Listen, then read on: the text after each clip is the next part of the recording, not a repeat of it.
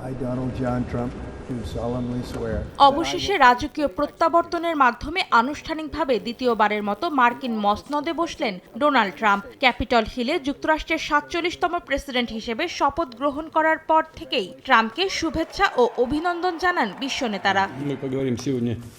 শপথ নেয়ার আগেই ট্রাম্পকে অভিনন্দন জানান রুশ প্রেসিডেন্ট ভ্লাদিমির পুতিন। সোমবার রাশিয়ার জাতীয় নিরাপত্তা কাউন্সিলে দেয়া এক ভাষণে পুতিন বলেন, ইউক্রেন ও যুদ্ধ নিয়ে ট্রাম্প প্রশাসনের সঙ্গে আলোচনায় বসতে আগ্রহী তিনি। নিজস্ব স্বার্থ রক্ষায় ট্রাম্পের সঙ্গে কাজ করতে চান বলে জানান কানাডার প্রধানমন্ত্রী জাস্টিন ট্রুডো।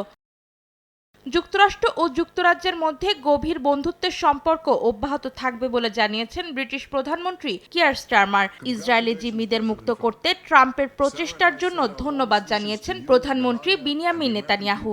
একসঙ্গে কাজ করার মাধ্যমে যুক্তরাষ্ট্র ইসরায়েল সম্পর্ক অনন্য উচ্চতায় নিয়ে যাওয়ার আশা প্রকাশ করেন তিনি। ২৫০টিরও বেশি ডিজাইন অপশন নিয়ে ওয়ালটন স্মার্ট ফ্রিজ, বোঝে আপনার প্রয়োজন। নতুন মার্কিন প্রেসিডেন্টকে আরও অভিনন্দন জানিয়েছেন তুরস্কের president Recep Tayyip Erdogan, German chancellor Olaf Scholz, ইতালির প্রধানমন্ত্রী জর্জিয়া মেলোনি, ব্রাজিলের রাষ্ট্রপতি লুলা দা সিলভা, সুইডেনের প্রধানমন্ত্রী উলফ ক্রিস্টারসন সহ বিভিন্ন দেশের সরকার ও রাষ্ট্রপ্রধান। অন্তরা সেন, সময় সংবাদ।